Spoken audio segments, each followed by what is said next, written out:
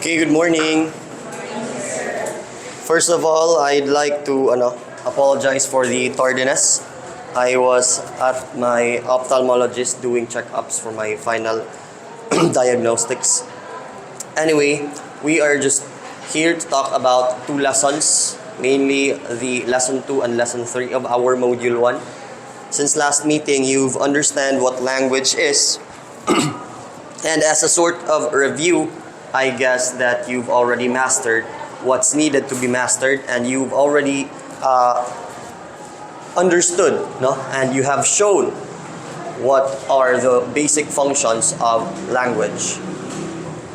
Now, to talk about language,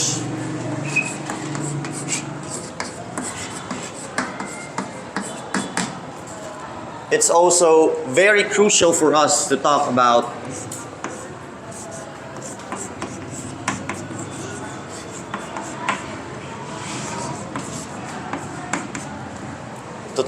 literature. Okay? Because the very title of our lesson 2 today is the language and literature connection. Okay? We are going to simply discuss how these two are interrelated and how language is connected to literature and expressed literarily. Okay? Now, you might have an idea of how language works communicatively. Diba? As the main function of language, such as to communicate, no? All those factors, no matter who you are, what you are, and basically all human beings use language, no? Whether what type of language it is, verbal or non-verbal, it all boils down to one single function and ultimate function of language, such as communication. But in this lesson 2, that's only for lesson 1. Right? Because in lesson 2, you will know and understand in most simplest terms, that language can be expressed through literature. And it's very evident also, historically speaking, that when we talk about literature, there are many books that we can name of. There are many literary pieces that we can call of something that seems to be an expression of language. Now, throughout history, I believe you've already undertook the subject or the course English 101 sa AB, English. Now, I think the description there was the history of English language. Correct? Now, we will touch a little bit of those factors sa English 101, But I just want you to really get the gist of what we are talking about here, right? So, language as an expression, as most of you know, it boils down to the two parts of literature. Number 1, take note, is the literary part of literature. Okay? Literature, as we all know, those are the factors, namely the prose and poetry. Diba? Now, the literary one, such as the first thing that we are going to discuss, the literary one talks about the poetry. Okay? Now, it doesn't necessarily mean that the words there or the languages used there must rhyme, Okay, mauling yung first impression sa poetry. No, it doesn't mean like that. It means that literary part of literature is composed mostly of stories. Okay? There are hidden messages within this part or within this area of literature. Now, before we can touch the non-literary, we need first to discuss what's needed to be discussed here. Throughout history, there are many books, as I mentioned. There are many books that influence oneself, other people, other group of people, and even the society. For example, if you are familiar with this one, our national hero, Jose Rizal, was not directly influenced by the oppressors. He wrote Noli Me Tangere and El Filibusterismo because he was influenced by this one book. Do you know what that book is? Uncle Tom's Cabin by Harriet Beecher Stowe. Okay? That's one book that inspired Rizal because, excuse me, the content of that book has slavery in it. And Rizal found out that maybe I should write something that's similar to this book because my country is oppressed as well, no? By the Spaniards. And I think this is a great time for me to really express what's going on in my country. Sorry. That is why Rizal wrote Noli Me Tangere and El Filibusterismo. Not to mention also, if we are talking about language, the English language, to be specific, inyong forte, no? It's your forte, English language majors. If we talk about the history of English language, as I mentioned earlier, matouch gyud nato ang history of English language because we are talking about language related to literature. And take note, these two are interrelated and are inseparable. Okay? One cannot live without the other. Now, going back to the history of English language, you might wonder, sir, nga nung maghisgot man ta ng history, why we should discuss the history of English language when in fact we are just discussing literature? No, because language again and literature are interrelated. We cannot just separate them immediately and in an instant sense. That's why when we tackle back to those stories that are composed back to the, let's say, pinakauna, Old English period. Familiar? Old English period. Familiar? Okay. Old English period, there are those stories that are famous, namely, si Beowulf. Si Beowulf, familiar? Okay? Si Beowulf, we can identify the language used in that story. And why is that? Because we are able to comprehend the difficulties when reading the Old English. When you read the story Beowulf, the original text, the original text, you cannot understand. Di yun yung masabtan. Nga naman, kay Old English is very hard to comprehend because the components of the consonants particularly, are not yet developed as it is to the English language that we are using right now. Ang letter W, letter V sa una. Okay? And many other consonant difficulties encountered by the readers while reading the Beowulf. Now the point here, is that language can be identified or can be used as an expression to know literature. Okay? Conversely speaking, language can also be expressed through literature and vice versa. Right? If you try to make it simple, I want you to analyze what William Shakespeare really wrote in medieval era, or in Middle English period, after the Renaissance period. Not to mention the works of Geoffrey Chaucer, if you're familiar. Familiar among Geoffrey Chaucer? Dili? Geoffrey Chaucer. The one who wrote the Canterbury Tales. Sorry. The one who wrote the Canterbury Tales. And it is a remarkable book because it is a story within the story. And it is influential in the society, even up until now, especially in the English language. And let's just go local first. Sa Noli Me Tangere, we cannot know what are the ideas of the authors without knowing the Filipino language or the English language. Again, this is the predecessor before you know this. Okay? Your subject or course description is about non-literary texts. Okay?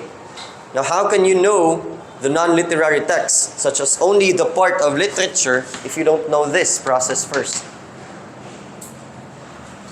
Again, you need to master language to know literature and to be able to know literary part or area of literature. Therefore, you can know the non-literary part, which will be discussed in lesson 3. Okay? Let's go local, as I said. How can you understand that the Philippines, for example, let's say you are a foreign, okay? And here's how powerful language really is. No? This is the power of language, guys. No? I want you to analyze if you are, let's say, analogical situations at today. You're a foreign and you've read the book No Limitang Here, not translated in English. How can you know if you do not know the English language itself? How can you understand the text and the ideas of the authors that he or she is trying to express? It's nearly impossible. It's nearly impossible for us to know that the language used in the story sa Beowulf is difficult without us knowing language. No, this is not the language that I am used to. Sa English language, wala pa man sa unay mga difficulties. Karon, especially. But I can distinguish, and so you can, no? And so can you, rather, makadistinguish mo sa differences because you know the language. You know the language for a fact that it is incorrect or correct. And another example, para mas masabtan, no? That language really is an expression, and language really is a tool to express literary pieces. Let's have this book na lang. Familiar man siguro mo ini. Alice's Adventure in Wonderland. Familiar? Or sa salida nga mo, sa film adaptation lang mo naka-familiar. Film adaptation. Okay. So that's fair enough because most of the parts that are included in the film are accurate enough when you read the book. Although there are some scenes that are omitted, no? But it's still accurate, no? By Lewis Carroll, he wrote that the story is composed by how she or he expressed the experiences that he experienced in the society. Okay? Especially the human absurdity, no? Or rather, the absurd part of the humans and also the imaginative parts of the human. It is expressed in that book. Same goes with how it is expressed in the book of, by the way, take note to the ultimate source of literary stories, or one of the ultimate source of literature is the Bible. The Bible or the Quran. Okay? It is a book that is existing up until now, and it turns out that the book is more durable than a castle, no? More durable than a temple, and more durable than any other institutions and buildings, no? Nangaguba na to tanan sa history, and then the story still goes on and on and on. Now, I know for a fact that most of you here have not yet included any stories in your own library, no? When I say your own library, is that your own mga composition nga novels or essays or stories nga nabasa ninyo. If you have, I am happy to accept those kinds of sharing sa classroom if you have any stories. But let's just continue discussing. I am certain, no, that language as a communicative tool is understood by all of you. But language in expressing literary pieces is also useful. Imagine if sign language ang gigamit ni Rizal sa No Limitang Here, makasabot ka mo. Simple pagka-istorya, that's the use of language in literature. Si William Shakespeare, what pieces of William Shakespeare do you know of?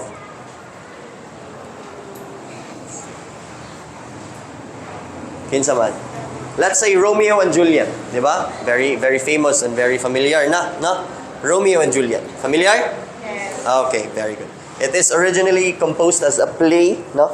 A play in medieval English before, specifically in Elizabethan era, and it also talks about love and the tragedy of love, and also a little bit of katangaan, no? If you notice the story. And one of the things that really gathered my interest is that the part or the purity of the writer. Okay? The purity of the writer goes to show that he is a master of English language. No? And the mastery of English language is, again, necessary for you to express literature.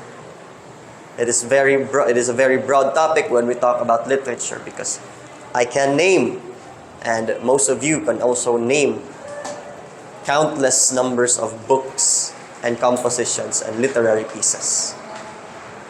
But then again, we are just trying to grasp the concept here. Language, dili nato na siya ma-express if we do not know that kind of language. We cannot write an essay. Nagipasuyat sa ato instructor in English language if you cannot compose or know even a single word of English. Even in Filipino, at least makatubag gihapon mo because you know the language. The literary types are those types that are composed as stories. Take note ha. The difference is that literary part of literature uses figurative language most of the time. Okay? Uses mga flower na mga words all the time. Because it is mostly showing story. Okay? It is showing stories in the sense that it is extravagating and improvising the language. Okay? Now, sa atong klase karon, we are going also to differentiate, okay? To differentiate the differences of literary and non-literary texts. Now, I know for a fact that novels belong, no? I want you to understand also that novels belong here because most of the novels are fictional or not true. Okay? The novels are fictional or non-existent sa real world. And it's the exact opposite thing when we talk about the non-literary text. Okay? Because non-literary text composed mainly of non-fiction or mga truthful nga mga pieces. Or real na hinahitabo gyud sa real world. Okay? Now, sa structure sa inyong lesson 2, okay, we are tackling now the differences and the nature of literature versus language, no? The very relationship of the two, and also the study that the language, why language is important to literature also na tackle na nato. And I think you've already understood that the language is again a requirement to express something in literature, because those writers express mainly according to the language that they are very comfortable in speaking and writing, no? If dili master si Shakespeare ng Surigao, why would Shakespeare write his pieces in a Surigao language, di ba? Now, it depends only on how knowledgeable you are you here sa language before you can express something sa atong literature. Sabtan. Okay. The interrelatedness of concepts in language, which will be discussed lately in the later part.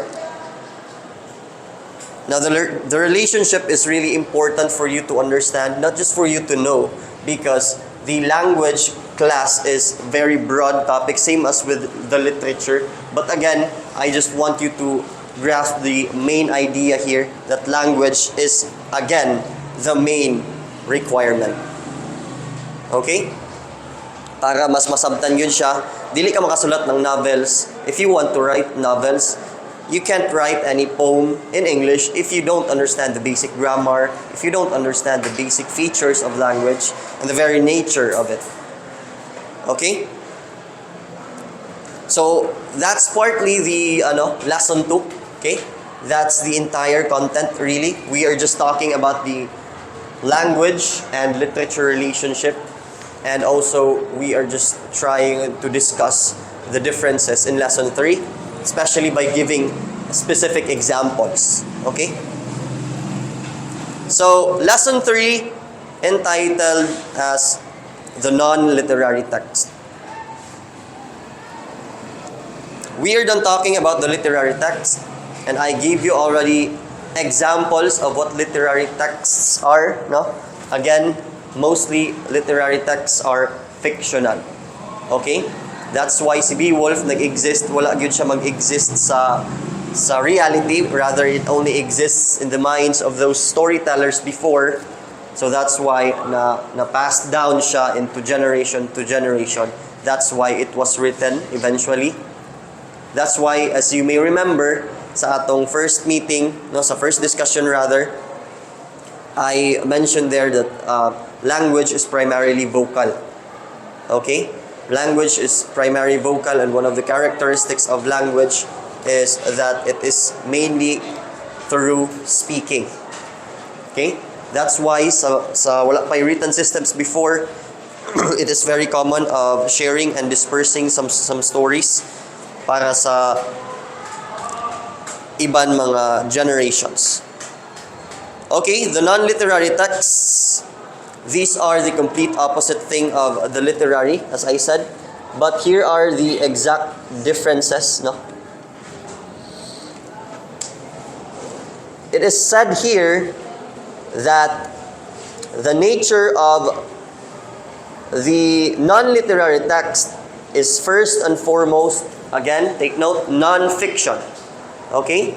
Non-fiction means it is an account of the truth and deals with facts and information that can be substantiated.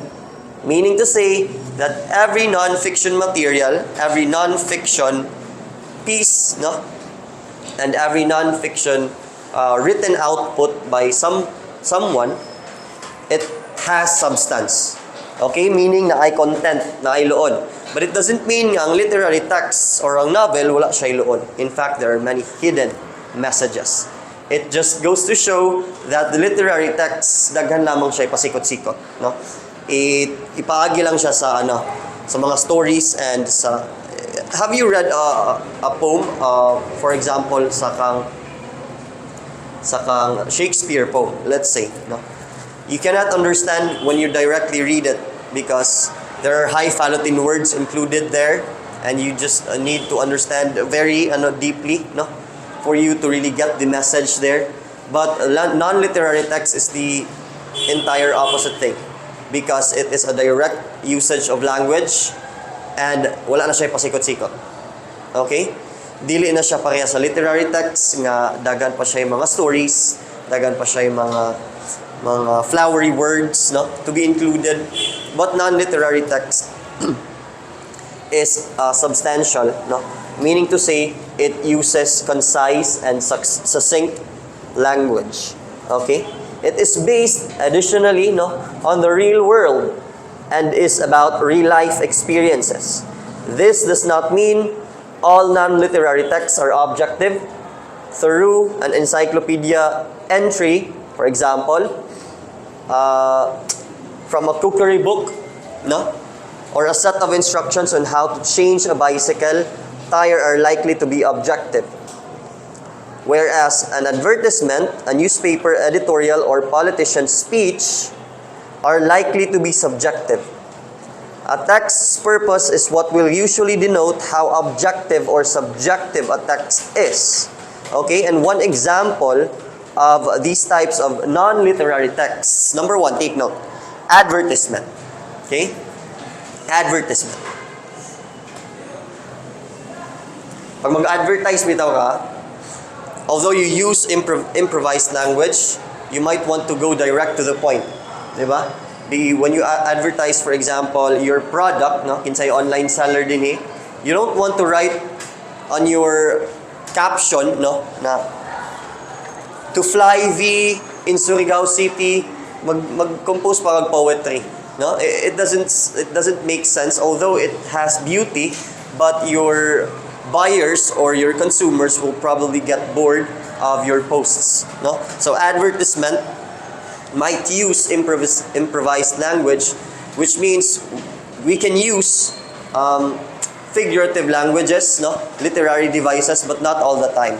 We can just have at least a little bit of taste that we can combine to our advertisement. Second one is brochure.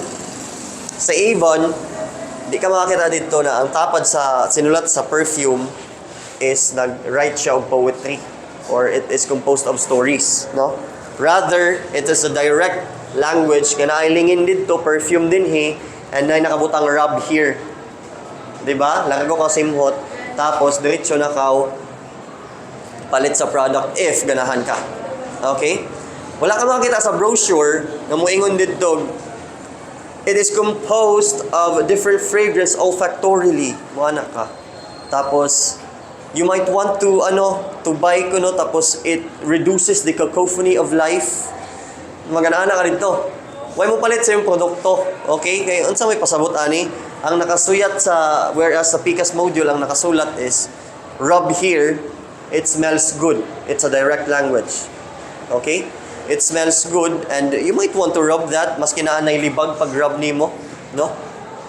Although it is a direct language, somehow non-literary texts are effective enough. Okay? Next one, encyclopedia. When you try to search for something in the internet, no, especially when you click on the website encyclopedia, dali siya masabtan, di ba? It's really understandable enough because it does not use any literary texts. Meaning to say, it is a direct and concise language. Okay? That's non-literary text. Next one is letter.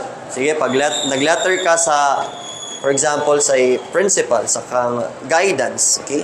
Even sa instructor nimo, if you are absent. Let's say you've written a letter.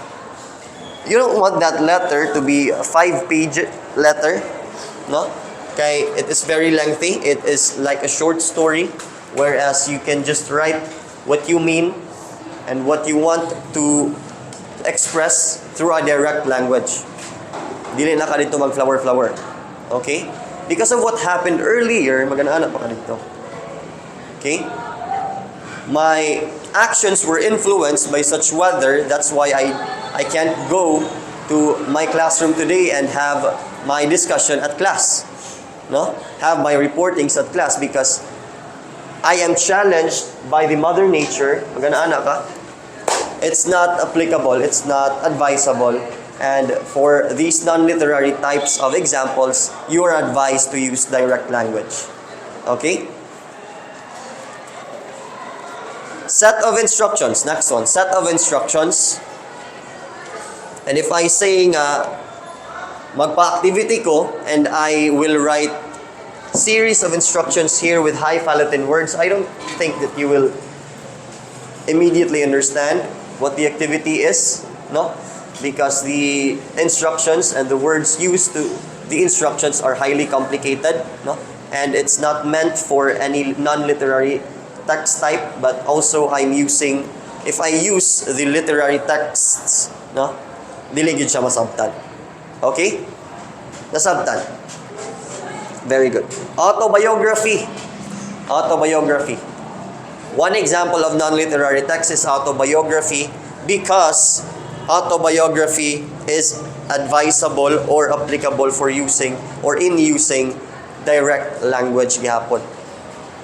If you read for example, autobiography of Jose Rizal, our national hero, maboard naman gani kita na naapay mga direct language included dito, no?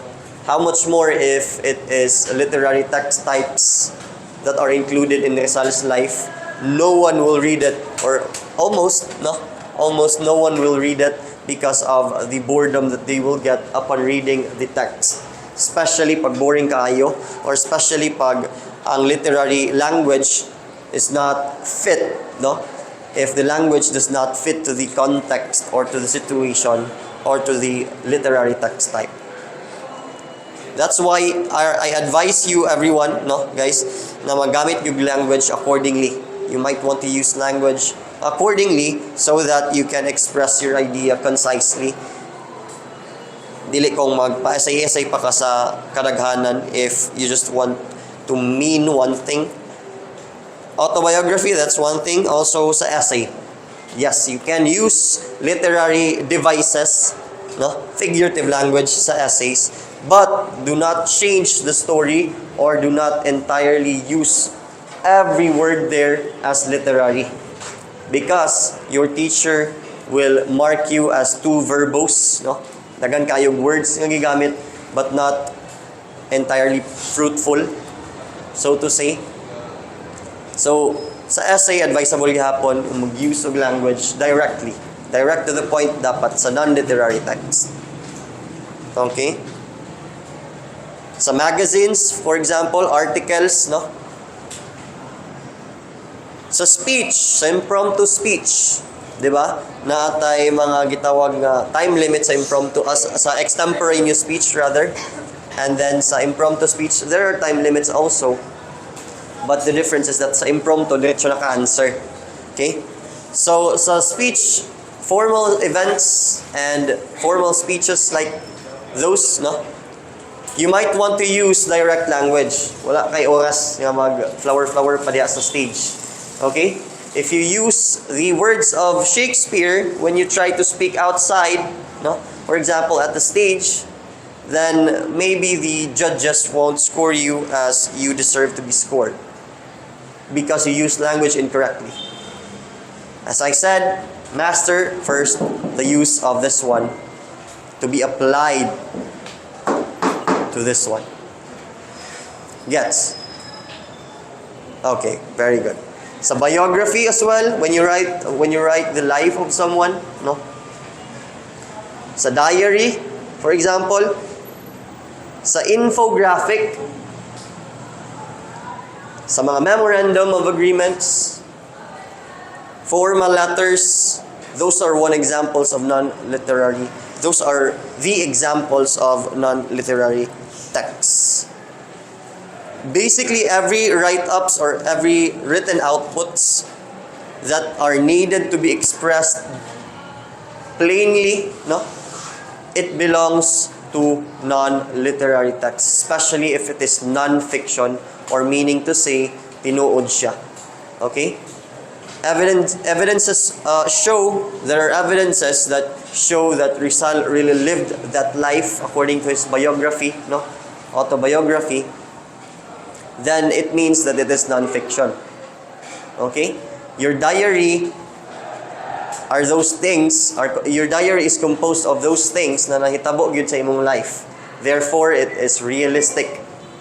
You might use improvisation, no? Sa language, you can use literary devices to express, but you are not changing the narrative.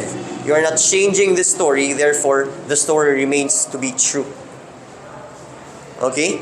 Now, it is same with many other examples that I have given you, and those are the types of non-literary texts. Questions?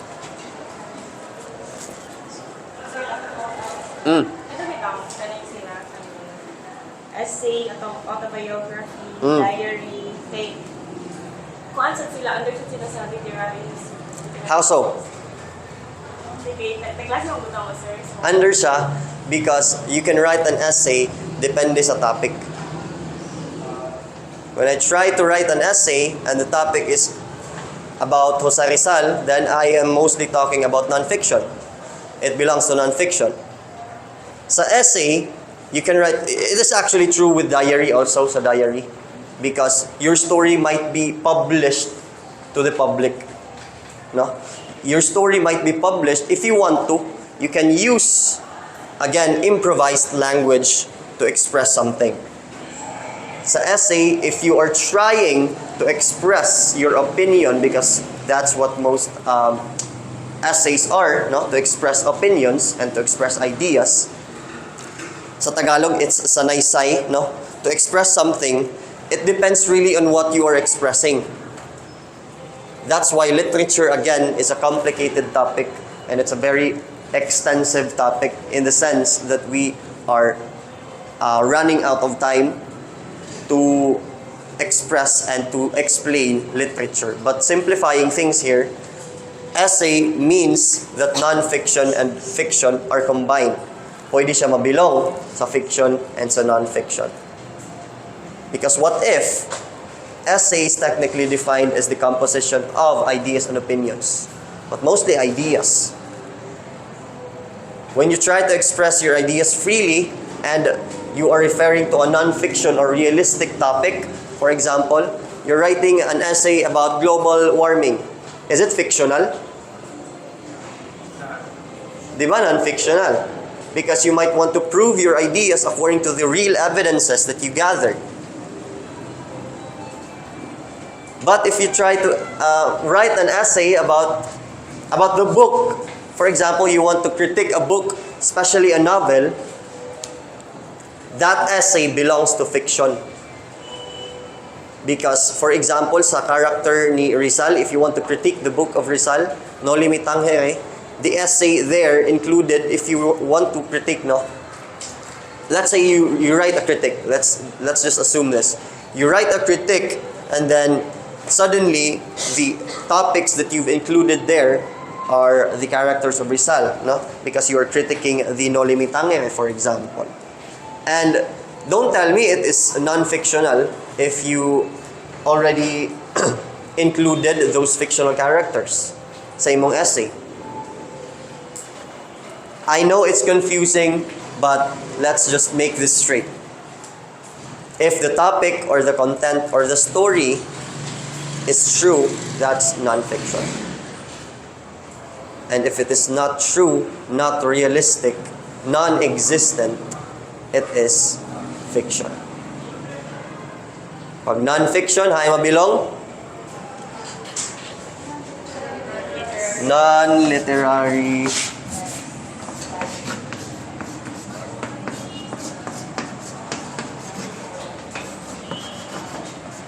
Because those specifications are not really exemplified, no, by the branches of literature.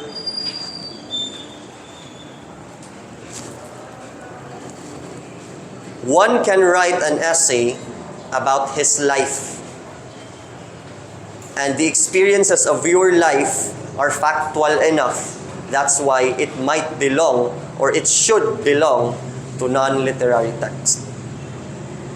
Whereas, on the other side of the coin, you can write an essay fictionally. You can write an essay according to the ideas that you had in your dreams. Don't tell me that you had in your dreams, subconsciously speaking, are realistic enough. Nagdamgo ka, nagkauyab mo ni, for example, any artist that you can name, and you write it on a piece of paper as a form of essay. Don't tell me it is non-fiction. Is it realistic? No, it is not. It is still fictional because in reality, objectively speaking, it does not exist. Nakadaog ka sa loto sa imong damgo and you try to write it in your diary, no? Yes, it happened in your life as part of your, again, experience, but damgo ka di ay. No, we can weigh things differently here when we talk about literature, but we need to understand the differences of non-literary and literary. And one way of understanding it really is this one is mainly non-fictional. Tinuod siya most of the time. Stories. It's that simple. But don't get me wrong, there are those stories that are influenced by the truthful factors sa atong society. Right? Let's take Rizal again, si Angkol. Fictional ang No Limitang Here, but the inspiration behind No Limitang Here is historical enough. But then again, we must focus on the output of the piece. Tinuod ba si Elias? Tinuod ba si Maria Clara? Nag-exist ba? There might be some inspirations out of those characters, but in the reality, they are not existing. They have not existed at all. That's the main thing there. Nasabta ng kalahian? Same sa diary. I remember this diary. I don't know exactly the title, but it was published and it was lately adapted to be a movie. And the debate there is it fictional or non-fictional? It depends on the composition of the diary. Okay? If the author there or the writer there expressed this story, writes this story composed of realistic mga characters. For example, I will write a character that is based from my real life yun. My mother's name is Virginia, and I write the characters on my diary, and the mother there sa akong story is Virginia gud ang ngalan, and nagluto gud sa akong pamahaw kada buntag. Then that's true. That's non-fiction. That might also fall to non-fiction, specifically to autobiography, because in diary you're mainly expressing your life. Okay? Nasabtan? Okay. Questions? Clarifications so that we can crystallize the differences yun. To be honest, you really understood what language and literature and how they are related? Okay? Okay, very good.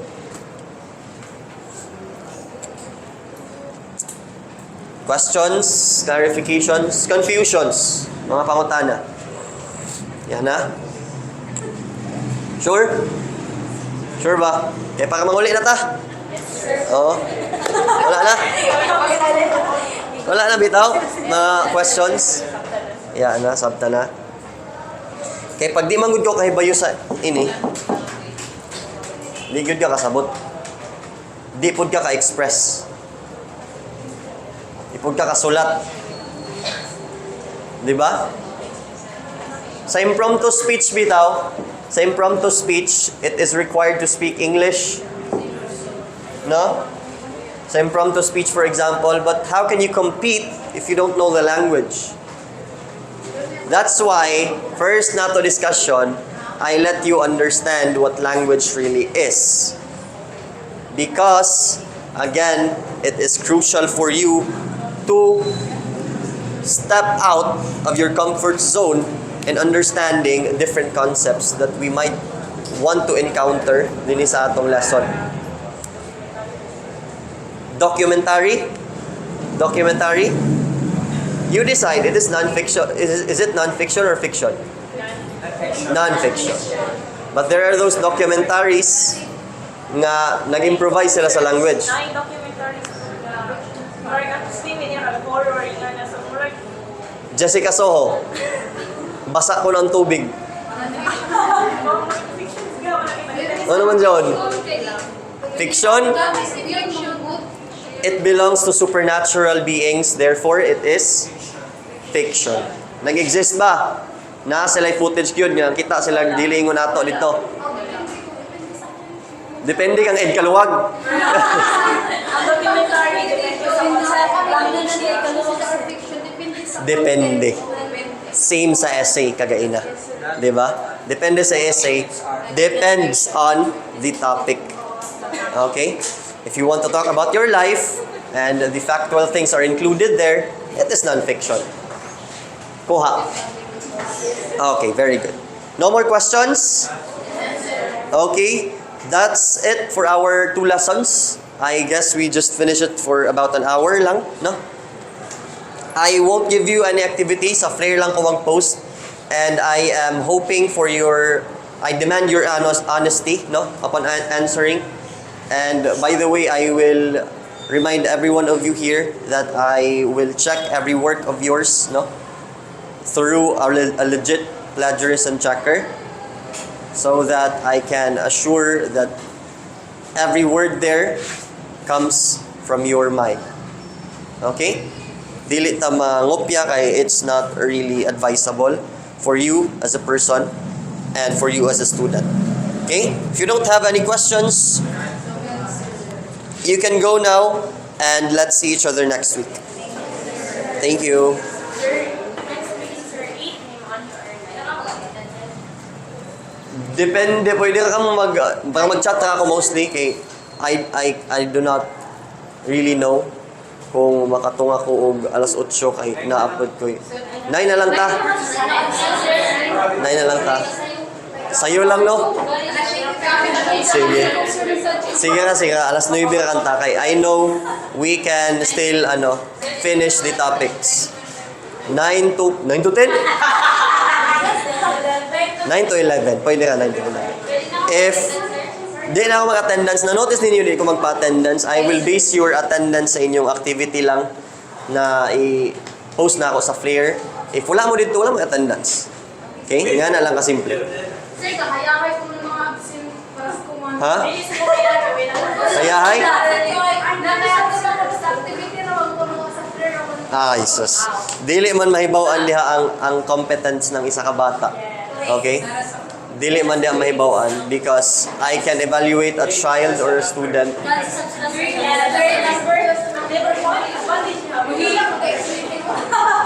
Hamay mas gana ma-learn na kamo sa activity or maka-learn yun mo real time while asking questions while nagklase ta. Di ba mas gana nga nila? Oh, mas gana kay nga nita. So, sa sunod Sabado, may kadto oras mo to nga. 9 na kan sige. 9 na kan. Sige. 9 na 9. Oh. Sige, goodbye. Bye, sir.